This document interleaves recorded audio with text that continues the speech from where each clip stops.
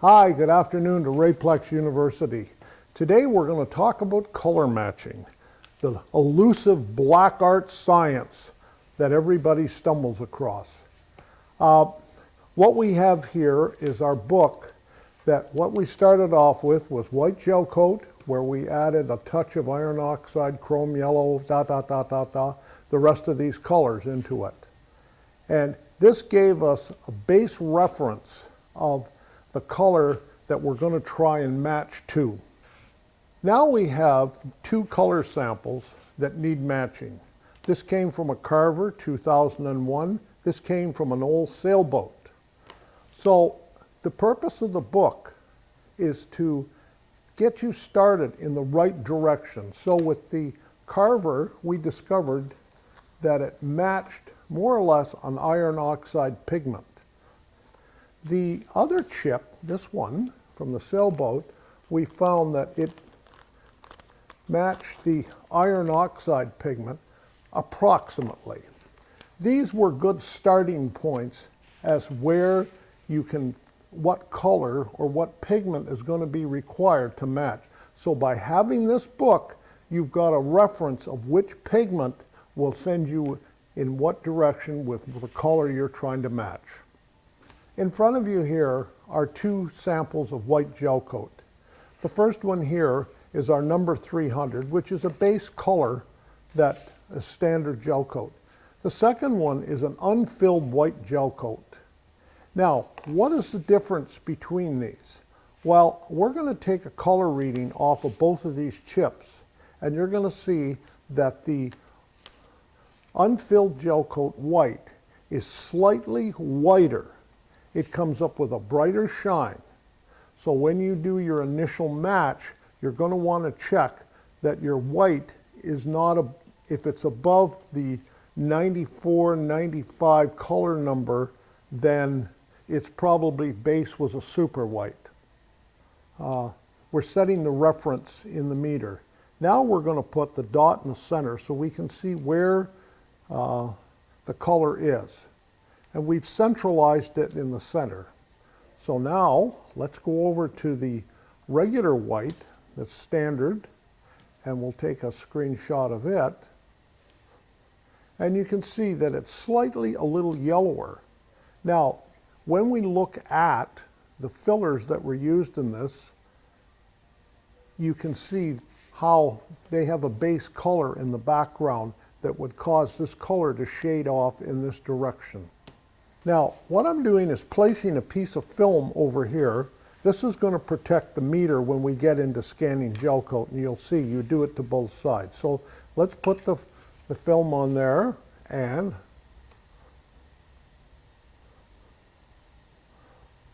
so you can see we're just slightly off center. I might just do another hit. So what we're doing here first is we're going to take a little bit of white gel coat, we're going to put it in the center, and we're going to take a reading in comparison to our sample. The reason we put the paper on was, or the plastic film on, was to record, to keep the meter from getting dirty. So we'll set the meter on top of it. Now we'll go and do our scan. And you can see that this is out of the threshold. It's way at the bottom. It needs to go way up this way. Okay, so we've determined that it needs to be a little yellow. So what we've got is some iron oxide pigment mixed into white. We call this a letdown mix, and we're going to add some of this to the white.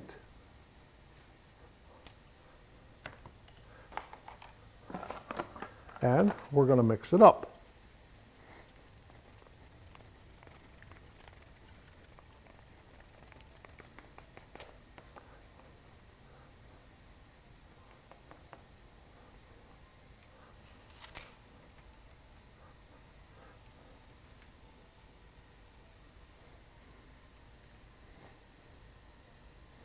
Now we're going to scan it again. And you can see it started to come up and closer towards the center. Okay, we've determined we need to add some more yellow pigment or some more letdown mix.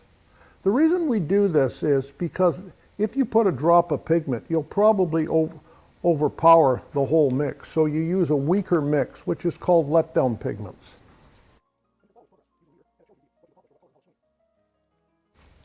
There we go.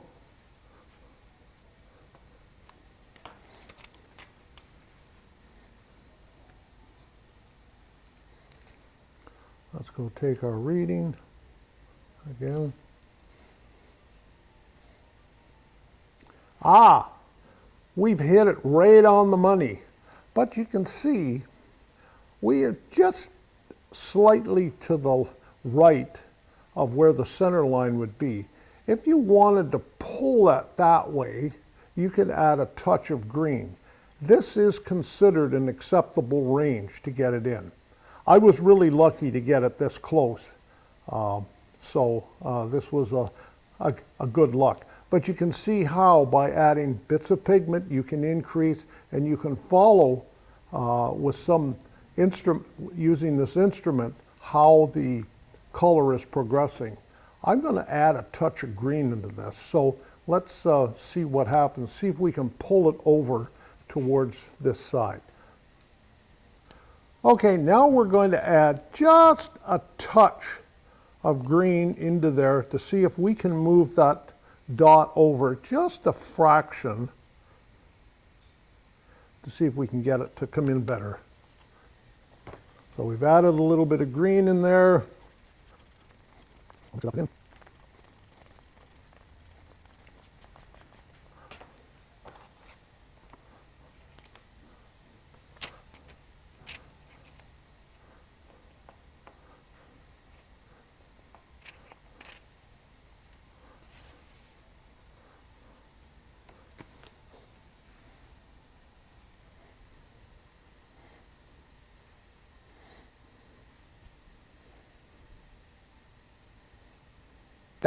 You see, we pulled it over and it's almost dead center. So another daub of green. I'm not going to mess with this mix. Now, what I should also point out here at the bottom, this is where this would stack on the C-Lab color numbers, which runs from 100 being the brightest down to 1 being a dark. So we're still slightly a little light, but I don't think the human eye is going to notice that. You're less than about a half a point above the mix. So you can see we've successfully done this and got a color match. Anywhere within that round circle is considered acceptable. Okay, recording. Now we've got our match. We want to check it and do a final colored sample of the product. There will be some shifting. So we have about 40 cc's of product in here, of gel coat. So I'm going to add 4/10 of a cc of catalyst, which is approximately 1%. We'll mix this up.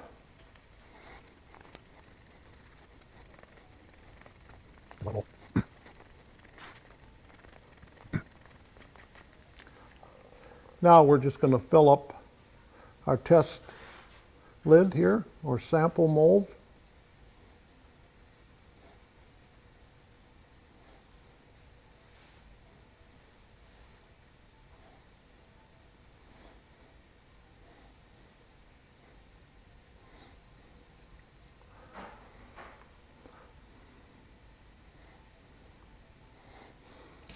There you have it. So we have a sample done of the product, and we'll give this an hour or two to cure, and then we'll check it again. It's now time to check our sample against the finished product that we've catalyzed and put in the little sample chip caster. So let's take a reading off of here. I've already entered it once.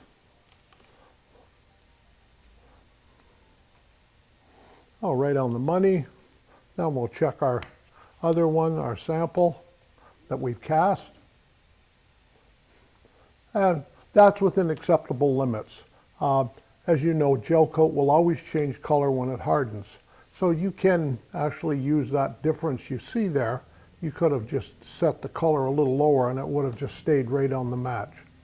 Our second color here is a round disc that we took from a sailboat hull, and using our assortment of color chips, we determined that a good base color to start with would be oxide tan, or tan oxide. Anyways, so we've taken and we've done a reference reading, and we've established that that's the color in the center dot there, what this color is. So let's start the matching process. Recording. Next, we're going to start with white pigment, or white gel coat, our Rayplex number 300, and we're going to get a reference reading off of it. We've got a color chip here that we took from a sailboat, and we've determined from our swatches of color chips that it matches oxide tan or tan oxide. We've also placed a piece of film on here which has a slight yellow cast to it, but anyways, we're going to use that same piece of film on all our settings so it will neutralize itself all the way through. So here we've taken the film and we've now got our dot centered right on in the center of the meter. Recording. Next, we're going to take some number 300 Rayplex white brushing gel coat, which can also be spraying or a spray and buff, and you can now use it to get a reading of to where we're going to start with, as to where the gel coat is. So take our readings. So the red dot indicates that it's out of reference. It's too far out, but we know that because it's white.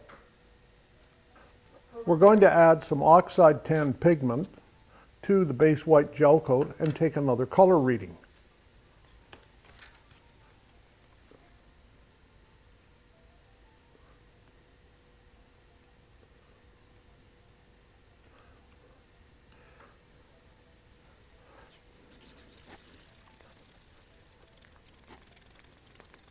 I'll take it off.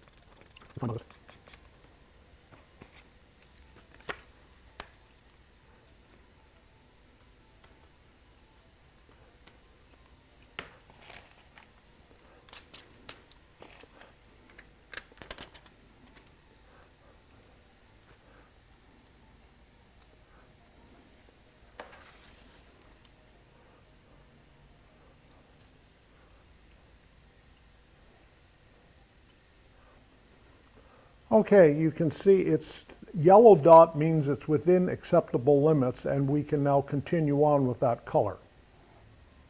Next, we're going to add some more iron or tan oxide pigment to the mix and see if we can't bring it a little closer.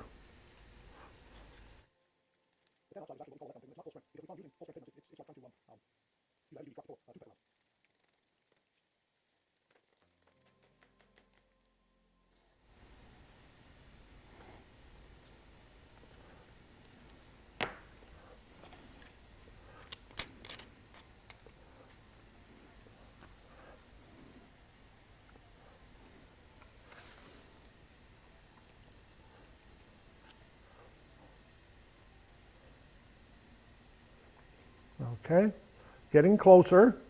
We're going to see if we can bring this up a little bit more.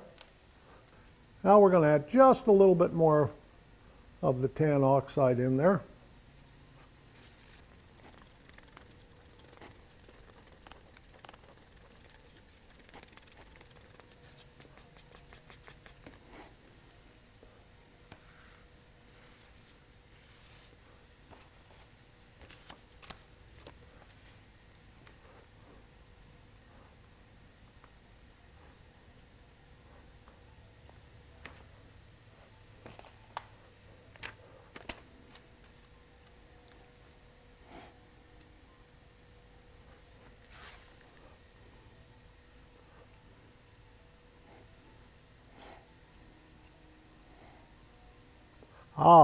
We're getting really, really close. But what it is, it says this pigment is a little bit too red. So what we're going to do is add some green to it and try and pull the dot towards the green. Okay, now we need to add just a little bit of green, and we're going to try and pull this over a bit.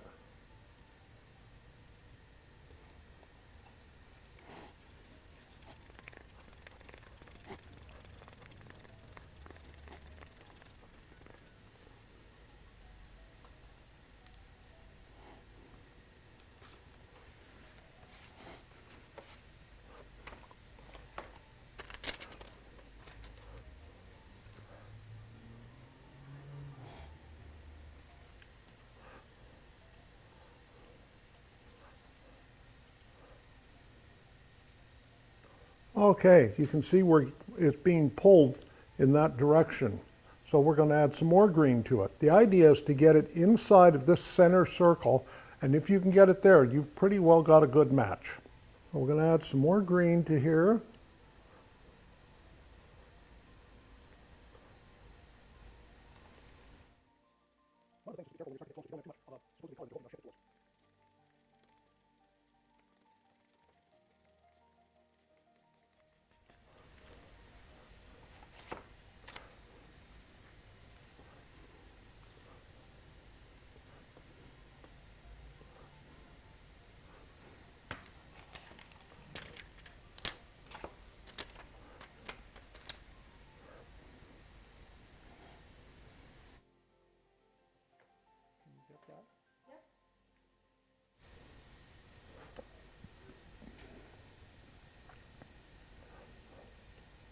Ah, we're right on the center line, but it says we're going down. So what we're going to do now is add a little bit of yellow to pull it up, pull this dot up. As you can see, these work in a straight line, which is sort of like a vector. So if we added more of tan oxide, it would just end up out here. So now what we want to do is pull the yellow and pull it up a bit. Okay, now it's time to add a little bit of yellow.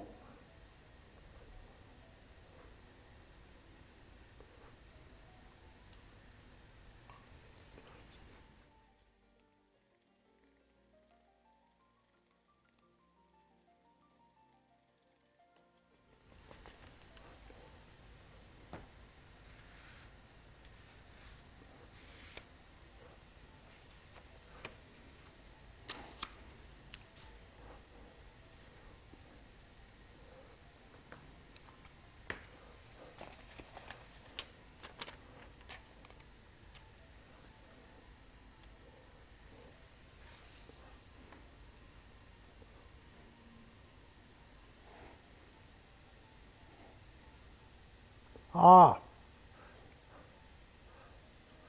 we are within match circles there. I'm going to add just a touch more yellow and just pull that dot and see if I can't get it right on top of the original sample dot.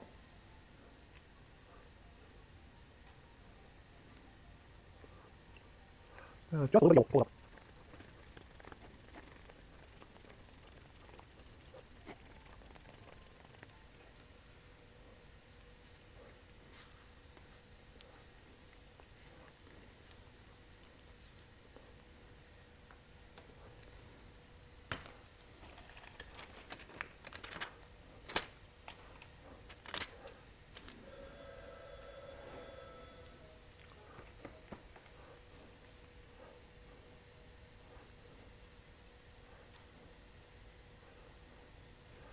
Look at that.